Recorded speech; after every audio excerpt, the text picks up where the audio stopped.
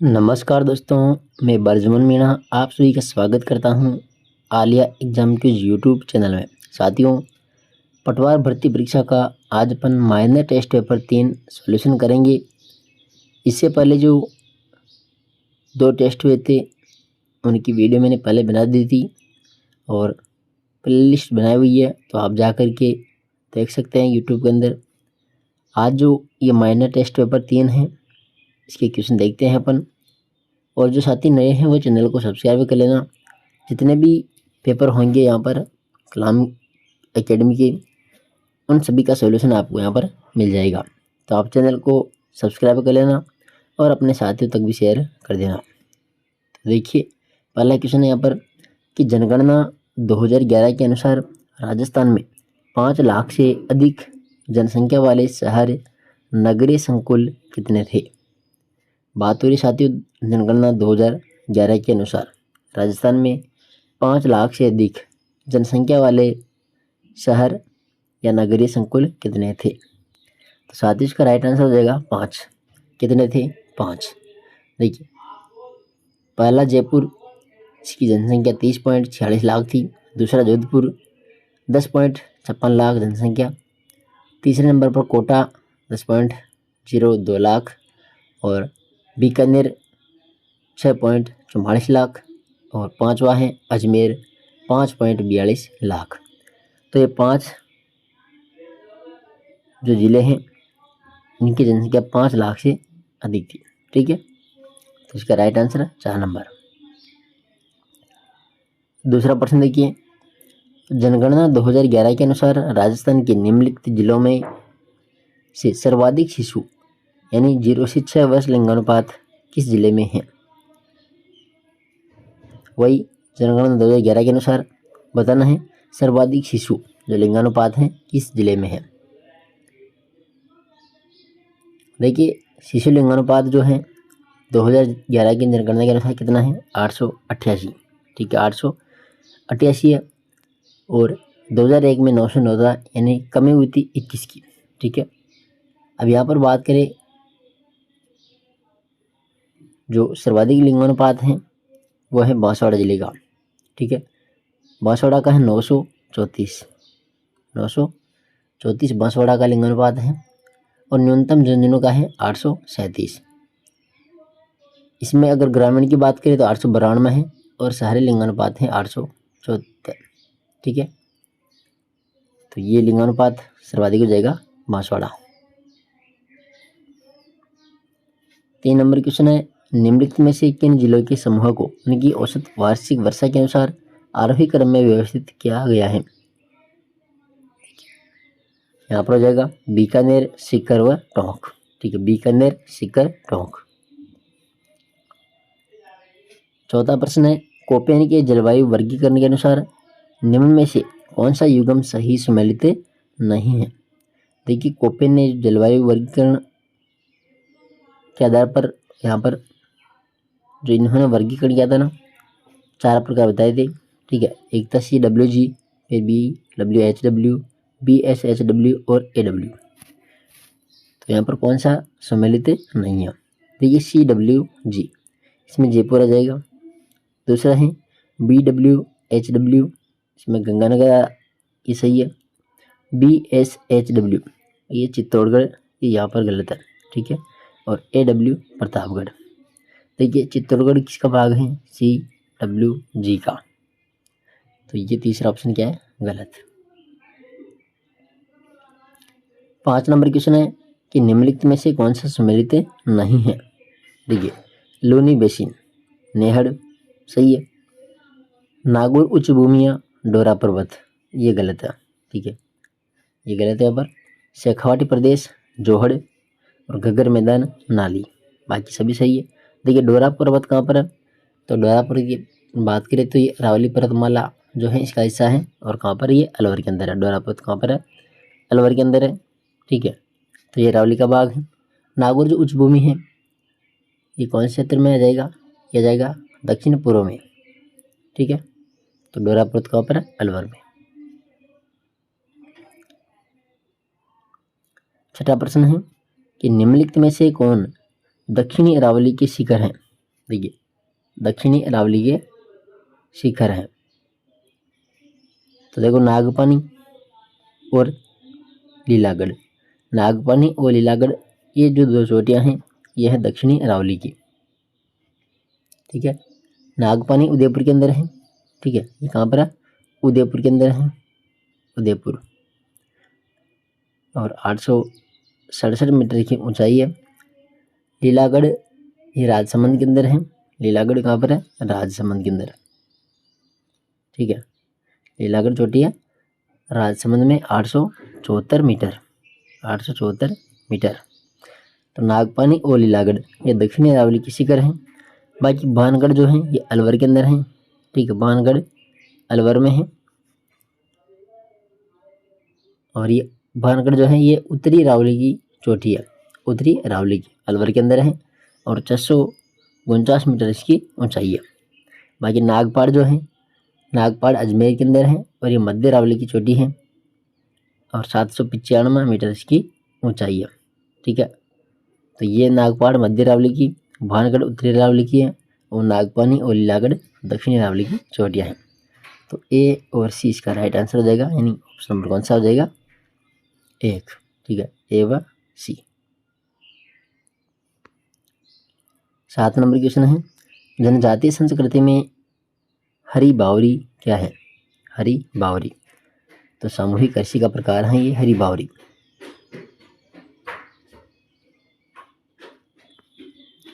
8 number question है कि विवाह की प्रथा हाथी वेंडो किस जनजाति में प्रचलित है?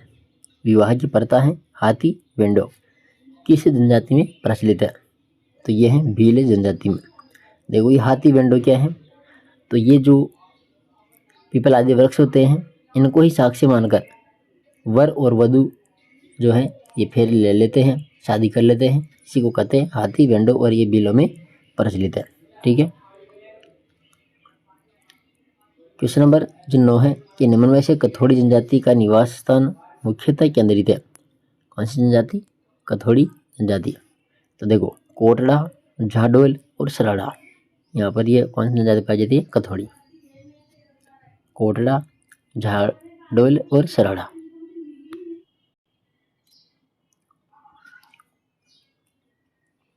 देखिए क्वेश्चन नंबर 10, राजस्थान में अभ्यारण्य एवं उनसे संरक्षित प्रमुख जीवों को सही सम्मिलित कीजिए। देखिए सूची 1 के अंदर अभ्यारण्य दिए गए हैं और सूची 2 में है वन्य जीव। तो आइए सम्मिलित करते हैं। तो ये पहला है ताल छापर अभ्यारण्य। ठीक है, ताल छापर अभ्यारण्य है तो कहाँ? इसमें ये चूरू के अंदर है और ये काले हिरणों के लिए प्रसिद्ध है। ठीक है, काले हिरण यहाँ पर पाए जाते हैं ताल छापर में। दूसरा है रामगढ़ विषधारी, हाड़ौती क्षेत्र में बूंदी के अंदर है रामगढ़ विषधारी अभ्यारण्य। तो यहाँ पर जो सांप है वन्य जीव, इसमें जाएगा सांप। ठीक है, इसके बाद एक दर्रा अभ्यारण्य जो है ये घाघरन तोते के लिए प्रसिद्ध है। कोटा के अंदर है दर्रा अभ्यारण्य। कुंभलगढ़ राजसमंद के अंदर है और यहाँ पर आ जाएगा भेड़िया, इसमें जाएगा भेड़िया। ठीक है, तो इसमें हो जाएगा ऑप्शन नंबर पहला 3, 1, 4, 2।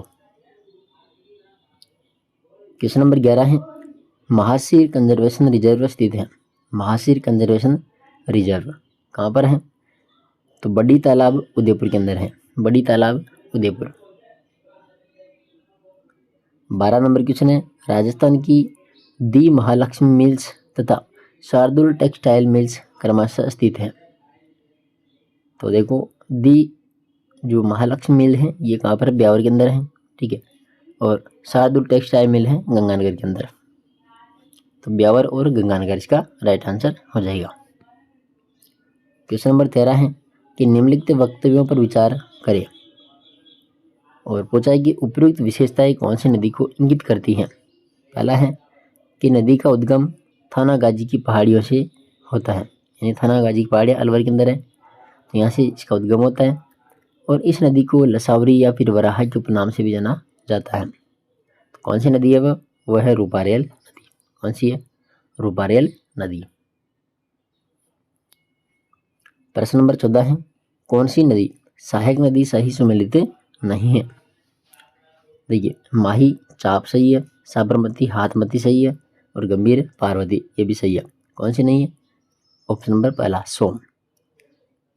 देखिए, मेसवा जो नदी है, मेसवा, ये साबरमती जो है नदी है, इसकी सहायक नदी है। ठीक है, साबरमती की आ जाएगी मेसवा, साबरमती की।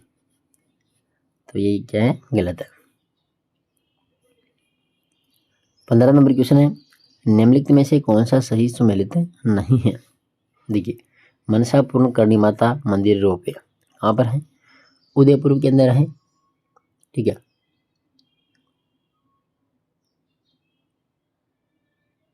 मनसा पूर्ण करणी माता जो रोपवे है ये 387 मीटर ऊंचा है, 387 मीटर, और कहाँ पर ये? उदयपुर के अंदर है। दूसरा बालाजी रोपवे सामोद जयपुर बालाजी, ये 400 मीटर है, इसकी ऊंचाई 400 मीटर, जयपुर के अंदर। सावित्री माता मंदिर रोपवे इस रोई के अंदर नहीं है, यह है अजमेर के अंदर। सावित्री माता जो रोपवे है यह है अजमेर में। कहाँ है? अजमेर में है सावित्री माता रोपवे, और इसकी ऊंचाई है 700 मीटर, 700 मीटर ऊंचाई है। ठीक है, 700 मीटर।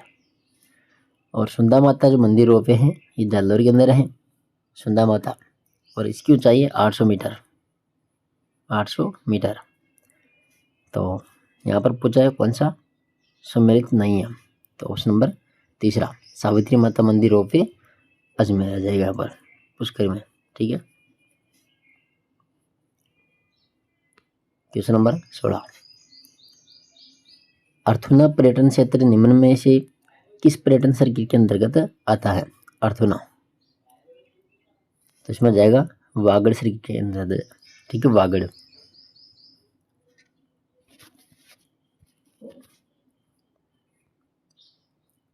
क्वेश्चन नंबर 17, निम्नलिखित में से कौन सा कथन असत्य है? कौन सा कथन असत्य है? देखो, राजस्थान पर्यटन की टैगलाइन क्या है? राजस्थान भारत का अतुल्य राज्य है। बिल्कुल, राजस्थान पर्यटन की टैगलाइन राजस्थान भारत का अतुल्य राज्य है। दूसरा है राजस्थान पर्यटन का स्लोगन पधारो हमारे देश। बिल्कुल, पधारो हमारे देश। आगे देखो, 3 नंबर है कि राजस्थान पर्यटन विभाग की स्थापना 1950 में की गई? नहीं, 1956 में की गई थी, 1956 में। और चौथा है कि राजस्थान पर्यटन के लोगो में स्लोगन व टैगलाइन के साथ में प्रतीकात्मक पशु ऊंट को दर्शाया गया है। ये भी सही है, यानी तीसरा ऑप्शन क्या है यहाँ पर? गलत। क्वेश्चन नंबर 18 है कि निम्नलिखित में से किस फसल के उत्पादन में राजस्थान का देश में प्रथम स्थान नहीं है? देखो, बाजरा का प्रथम स्थान है, सरसों का प्रथम स्थान है, और गवार का भी प्रथम स्थान है। सरसों का है यहाँ पर चौथा स्थान। सरसों का कौन सा स्थान है? चौथा स्थान है। तो यहाँ पर आ जाएगा ऑप्शन नंबर 4। क्वेश्चन नंबर 19 है, माही सुगंधा व माही ध्वल किसमें क्रमशः है? माही सुगंधा व माही ध्वल किसमें किसकी है? माही सुगंधा है चावल की, और माही ध्वल है मक्का की। ठीक है, इसमें आ जाएगा 1 नंबर। 20 नंबर क्वेश्चन है कि निम्नलिखित में से किस कृषि जलवायु प्रदेश को अंतःस्थलीय जलोत्सर्ग क्षेत्र के नाम से भी जाना जाता है? देखिए, कृषि जलवायु प्रदेश को यहाँ पर 10 भागों में बांटा गया है। ठीक है, तो यहाँ पर पूछा है कि कौन सा जो प्रदेश है उसको अंतःस्थलीय जलोत्सर्ग क्षेत्र के नाम से भी जाना जाता है? तो ये आ जाएगा सेकंड ए। ठीक है, देखो, फर्स्ट बी जो है, फर्स्ट बी उत्तरी पश्चिमी सिंचित प्रदेश, सिंचित मैदानी क्षेत्र आ जाएगा। सेकंड जो बी है, सेकंड बी, इसमें जाएगा लूनी नदी का अंतर्वर्ती मैदान। और जो थर्ड ए है, इसमें जाएगा अर्ध शुष्क पूर्वी मैदानी क्षेत्र। और सेकंड जो ए है यह जाएगा अंतःस्थलीय जलोत्सर्ग क्षेत्र। ठीक है, तो इसमें जाएगा 4 नंबर। 21 नंबर क्वेश्चन है, देखिए, निम्नलिखित में से असम्मिलित युग्म की पहचान करें। पहला है केंद्रीय पशु प्रजनन केंद्र सूरतगढ़ श्रीगंगानगर, सही है।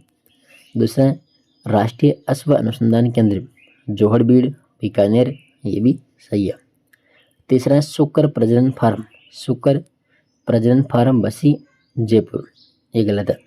शुक्र प्रजनन जो फार्म है यह है अलवर के अंदर। कहाँ पर है? अलवर में। और राज्य कुक्कुट प्रशिक्षण संस्थान अजमेर, ये भी सही है। तो कौन सा गलत है? ऑप्शन नंबर तीसरा। 22 नंबर क्वेश्चन है जैसलमेरी, कच्छी व अलवरी। देखिए जैसलमेरी, कच्छी, अलवरी आदि किस पशु की नस्लें हैं? किस पशु की नस्लें हैं? तो इसमें जाएगा ऊँट की है। ठीक है, जैसलमेरी, कच्छी व अलवरी। 23 नंबर क्वेश्चन है राजस्थान 20वीं पशु गणना 2019 के अनुसार राज्य में पशुओं की संख्या में देखो कमी की गई है कितनी? तो यहाँ पर आ जाएगा 1.61% की कमी दर्ज की गई है। ठीक है, 1.61%। क्वेश्चन नंबर 24 है निम्नलिखित में से असंगत युग्म का चुनाव करें। पहला है बिड़ला व्हाइट सीमेंट, गोटन नागौर, गलत है। ठीक है, बिड़ला व्हाइट सीमेंट है खारिया कंगार, खारिया खंगार जोधपुर के अंदर। दूसरा है ACC cement limited, Lakheri Bundi में है। जेके जो सीमेंट का कारखाना निम्बाहेड़ चित्तौड़गढ़ में है। राजश्री सीमेंट यह खारिया मीरापुर नागौर के अंदर है। तो बाकी तीनों सही है। ये बिड़ला व्हाइट सीमेंट ये कहाँ पर है? खारिया खंगार जोधपुर में। 25 नंबर क्वेश्चन है कि भारत का प्रथम निर्यात संवर्धन औद्योगिक पार्क, भारत का प्रथम निर्यात संवर्धन औद्योगिक जो पार्क है ये कहाँ पर? सीतापुरा जयपुर में स्थापित किया गया है। सीतापुरा जयपुर। 26 नंबर क्वेश्चन है कि भीमलत जलप्रपात कौन सी नदी पर स्थित है? भीमलत जो जलप्रपात है ये कौन सी नदी पर है? तो यह जाएगा मांगली नदी पर। बूंदी के अंदर है मांगली नदी। 27 नंबर क्वेश्चन है राजस्थान की निम्न नदियों में से खंबात की खाड़ी में जल गिराने वाली नदियां हैं। खंबात की खाड़ी में तो एक तो माही नदी, ठीक है, और एक साबरमती नदी। माही और साबरमती ये कहाँ गिरती है? खंबात की खाड़ी में। ठीक है,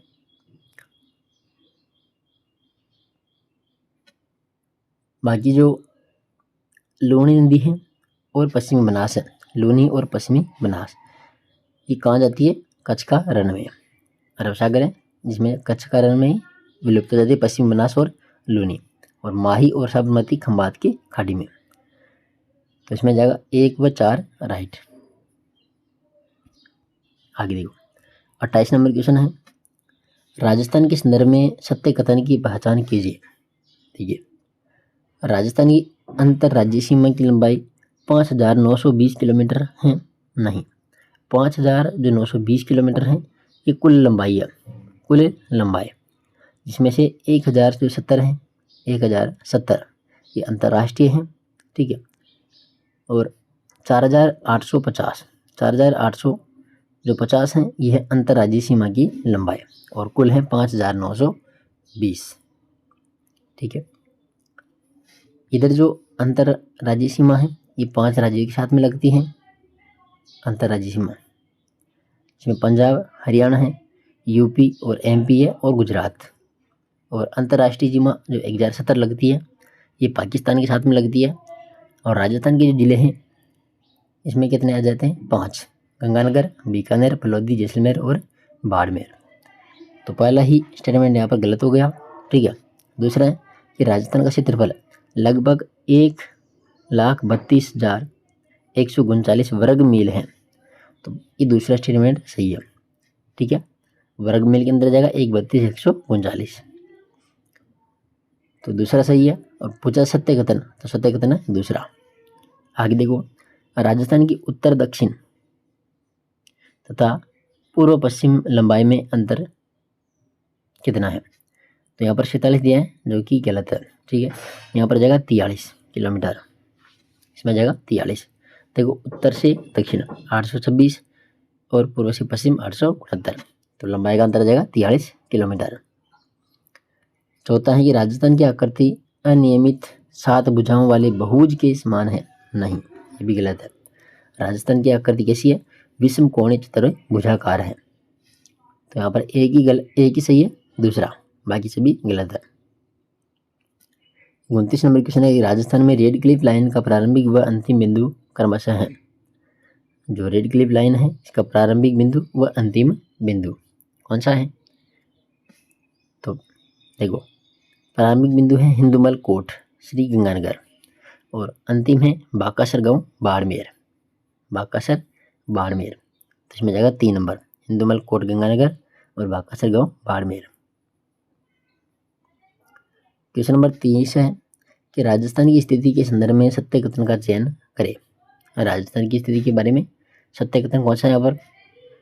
देखो, 23 डिग्री 3 नॉर्थ, 30 डिग्री 12 नॉर्थ तथा 69 डिग्री 30 ईस्ट, 78 डिग्री 17 ईस्ट, ये सही है। ठीक है, 23 डिग्री 3 उत्तरी अक्षांश से 30 डिग्री 12 उत्तरी अक्षांश और 69 डिग्री 30 ये पूर्वी देशांतर से आ जाएगा, पूर्वी अक्षांश। ठीक है, और ये आ जाएगा 78 डिग्री 17।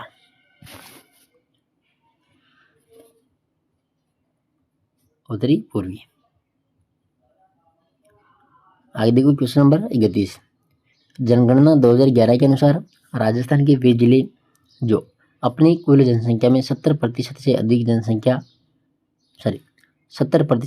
जनजाति जनसंख्या रखते हैं। तो ऐसे कौन से जिले हैं? डूंगरपुर व बांसवाड़ा, डूंगरपुर बांसवाड़ा। ठीक है, इसमें जाएगा 2 व 4, 3 नंबर। क्वेश्चन नंबर 32 है, जेतसागर तथा कायलाना झील क्रमशः स्थित है। जेतसागर व कायलाना, तो जेतसागर बूंदी के अंदर है, ठीक है, और कायलाना है जोधपुर के अंदर, बूंदी व जोधपुर। क्वेश्चन नंबर 33 है कि भारत वन स्थिति रिपोर्ट 2023 के अनुसार राजस्थान के कुल वनावरण का कितना अंश अत्यधिक अग्नि प्रवण क्षेत्र का है? तो यहाँ पर आ जाएगा 2.83%। 34 नंबर क्वेश्चन है, वन विभाग राजस्थान द्वारा जारी प्रशासनिक प्रतिवेदन 2023 के अनुसार निम्नलिखित में से राजस्थान का जिला जो अपने कुल भौगोलिक क्षेत्र के 2% से कम भूभाग पर वन क्षेत्र रखता है। तो इसमें आ जाएगा, देखो, चूरू भी जाएगा, नागौर भी जाएगा और जोधपुर भी, यानी उपरोक्त सभी।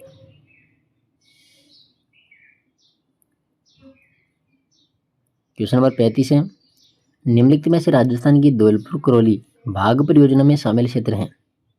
धौलपुर करौली भाग परियोजना, तो इसमें जाएगा तो कुदीना आरक्षित वनखंड आ जाएगा, केलादेवी अभ्यारण्य जाएगा इसमें, और राष्ट्रीय घड़ियाल अभ्यारण्य भी आ जाएगा। 1, 2, 3 इसमें जाएगा राइट आंसर। बाकी सवाई मानसिंह अभ्यारण्य है, ये है सवाई माधोपुर के अंदर। ठीक है, सवाई माधोपुर में जाएगा ये, इसका राइट आंसर 1, 2, 3, ऑप्शन नंबर तीसरा। 36 नंबर क्वेश्चन है कि निम्नलिखित में से सांबर झील में गिरने वाली प्रमुख जलधाराएं हैं। सांबर झील में देखो रूपनगढ़, मेंढा, खारी और खांडेल, ये जो सभी नदियां हैं ये कहाँ पर पानी लाती है? सांबर झील के अंदर। इसमें जाएगा 1, 2, 3, 4, ऑप्शन नंबर 3। ठीक है, क्वेश्चन नंबर 37, निम्नलिखित पंचायत का मुखिया जनजाति में असम्मिलित का चयन कीजिए। देखिए, सहलोत सहरिया, तो पहला ही गलत है।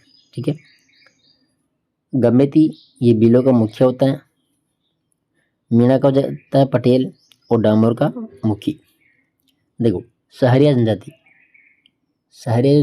है, इसका मुखिया क्या कहलाता है? तो सहरिया का होता है कोतवाल, और जो सहलोत है ये ग्रासिया जनजाति का मुखिया है, ग्रासिया का। ठीक है, ग्रासिया का मुखिया सहलोत, कोतवाल है सहरिया जनजाति का मुखिया, बिलो का है गमेती, मीना का जाएगा पटेल और डामोर का मुखी। ठीक है, क्वेश्चन नंबर 38, निम्नलिखित में से बेमेल युग्म का चयन करें। देखो, जिला है और एक तरफ है स्थापना। अजमेर 1 नवंबर 1956, सही है। हनुमानगढ़ 12 जुलाई 1994, ये भी सही है।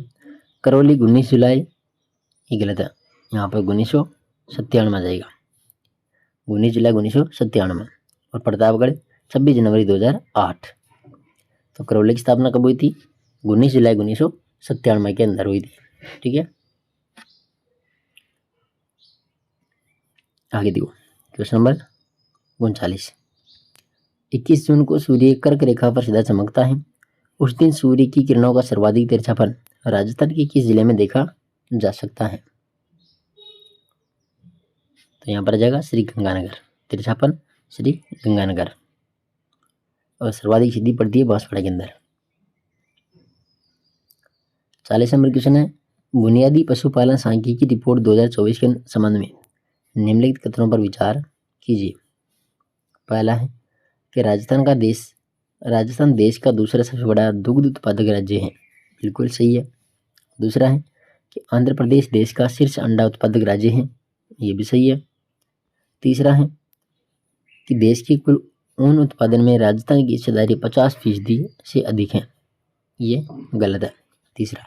ठीक है, तो इसमें आ जाएगा 1 व 2, पहला हो जाएगा इसमें।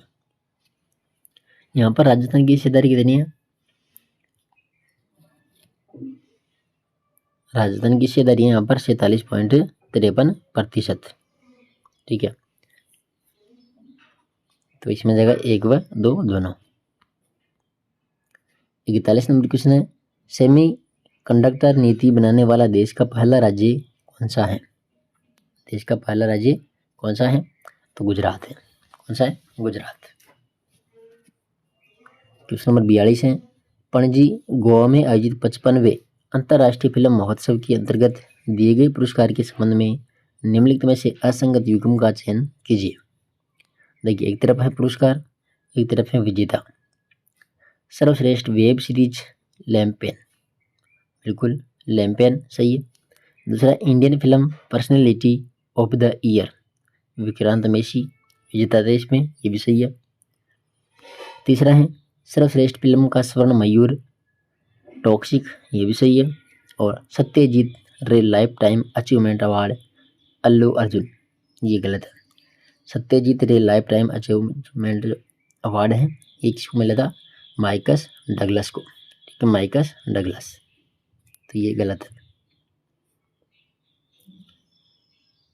क्वेश्चन नंबर 43 है, देखो 11 नवंबर को किसी राष्ट्रीय कानूनी सेवा प्राधिकरण नालसा का कार्यकारी अध्यक्ष नियुक्त किया गया? तो इसमें जाएगा justice BR Gavai, 1 number. 44 number question है, भारतीय अंतरिक्ष अनुसंधान संगठन द्वारा देश का पहला एनालॉग अंतरिक्ष मिशन कहाँ से प्रारंभ किया गया? तो यह जाएगा लेह लद्दाख से, लेह लद्दाख। क्वेश्चन नंबर 45 है, विनबैक्स 2024 किन दो देशों का संयुक्त युद्धाभ्यास है? विनबैक्स 2024 किन दो देशों का संयुक्त युद्धाभ्यास है? तो इसमें जाएगा भारत और Vietnam, Bharat Vietnam. 46 number question है, अंतर्राष्ट्रीय हॉकी महासंघ द्वारा वर्ष 2024 हेतु किसे प्लेयर ऑफ द ईयर चुना गया? प्लेयर ऑफ द ईयर, तो ये हरमनप्रीत सिंह को चुना गया था, 2 नंबर। 47 नंबर क्वेश्चन है कि हाल ही में केंद्रीय राज्य मंत्री डॉक्टर जितेंद्र सिंह द्वारा देश के पहले बायो मैन्युफैक्चरिंग इंस्टीट्यूट का उद्घाटन कहाँ पर किया गया? इसमें जाएगा Mohali Punjab, 1 number. 48 number question है, PM यशस्वी योजना का संचालन किसके द्वारा किया जा रहा है? PM यशस्वी योजना, इसमें जाएगा सामाजिक न्याय व अधिकारिता मंत्रालय के द्वारा। ठीक है, क्वेश्चन नंबर 49 है कि राष्ट्रीय प्राकृतिक खेती मिशन के संदर्भ में निम्न कथनों पर विचार करें। देखिए,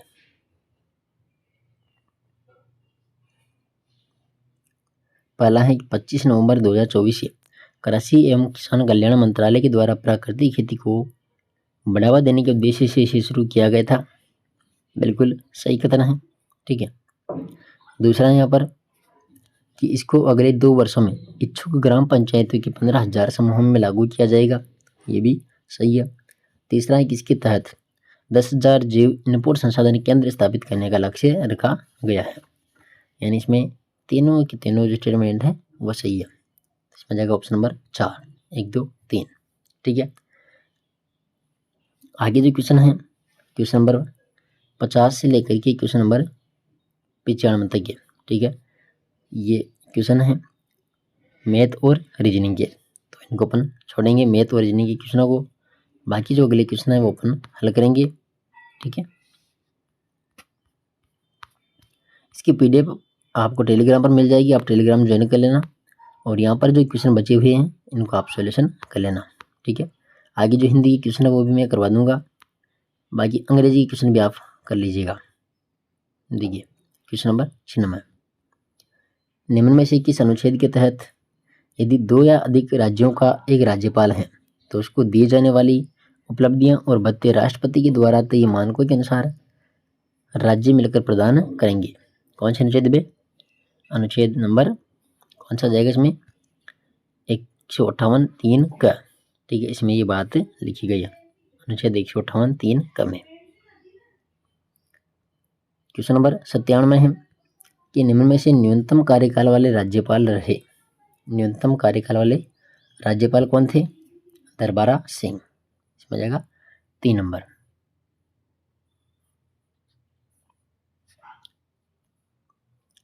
क्वेश्चन नंबर 98 है कि अनुच्छेद 192 के तहत राज्यपाल की राय से राज्य विधानमंडल के किसी भी सदस्य की अयोग्यता का निर्धारण करता है।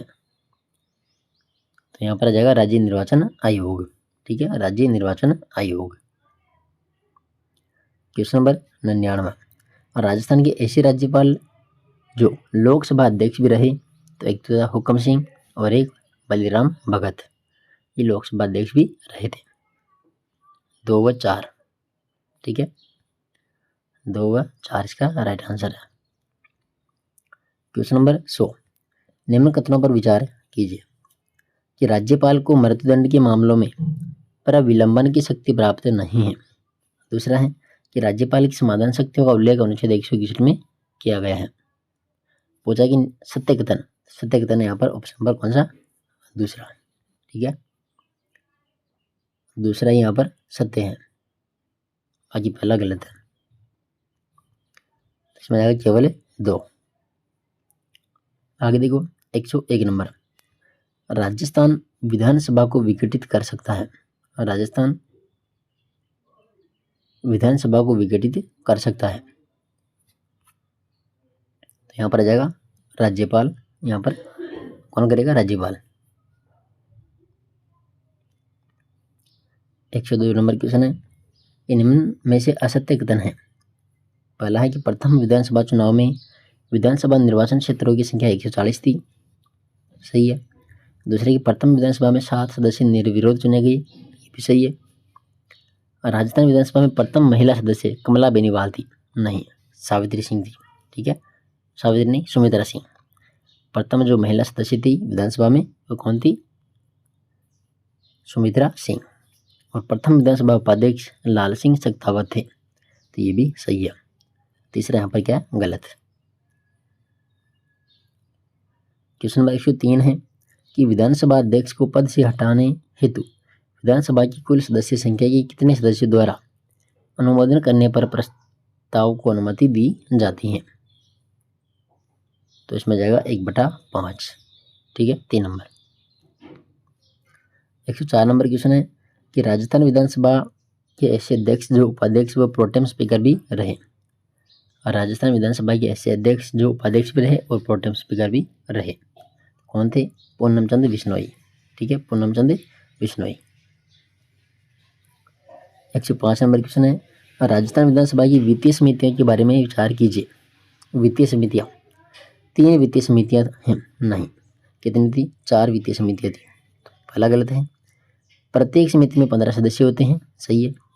समितियों के सभापति विधानसभा के अध्यक्ष द्वारा नियुक्त किए जाते हैं, भी सही है।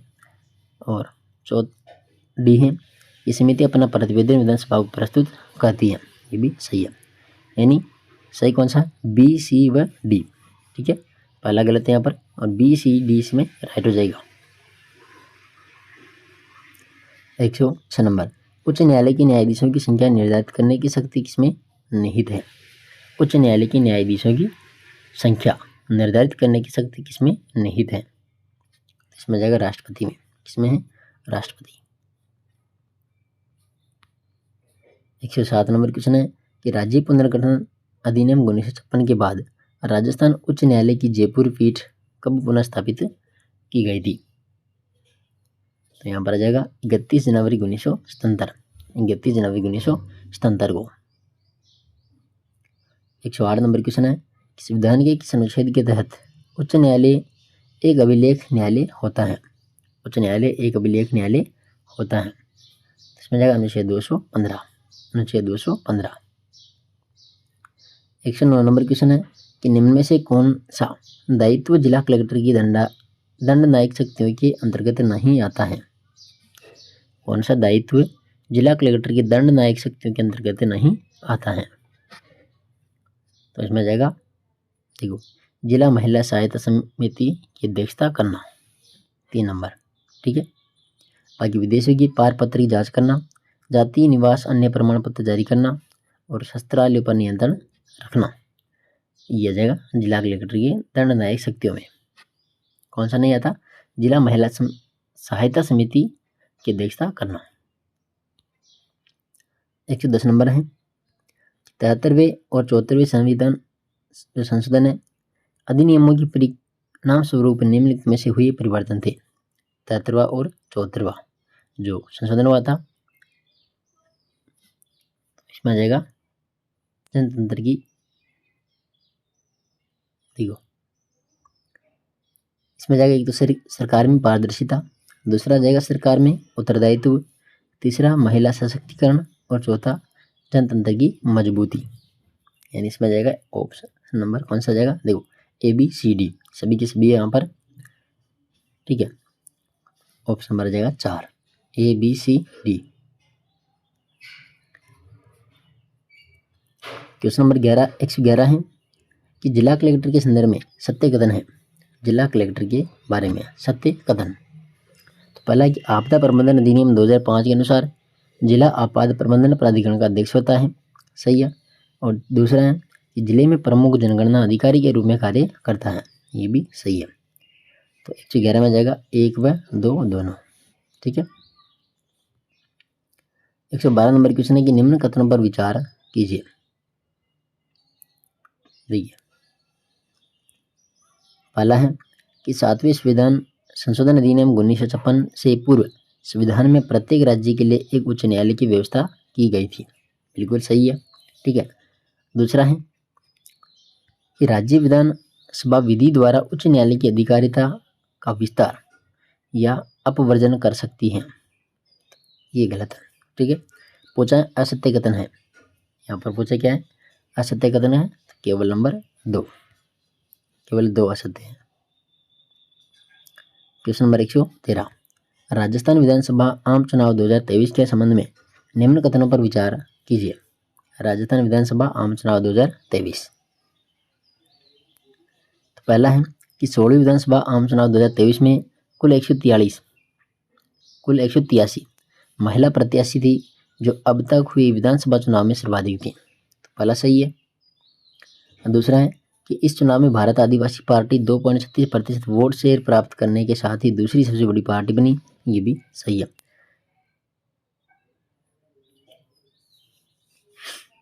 देखो, इसमें सत्य कथन पूछा था, तो ये दोनों ही गलत है। ठीक है, ये भी गलत है, और क्या हो गया, देखो यहाँ पर 113 नंबर जो है, इसमें दोनों ही ऑप्शन गलत है।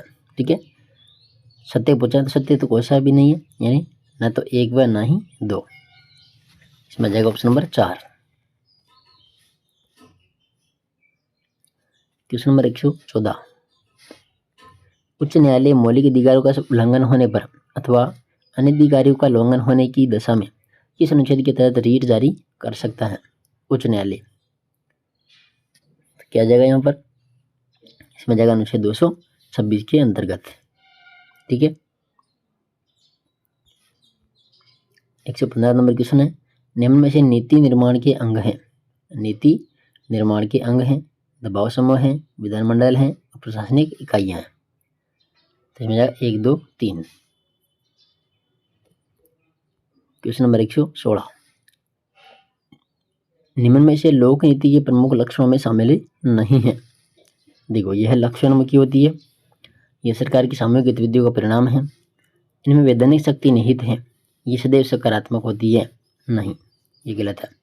इसमें ऑप्शन नंबर 4 गलत है। ठीक है।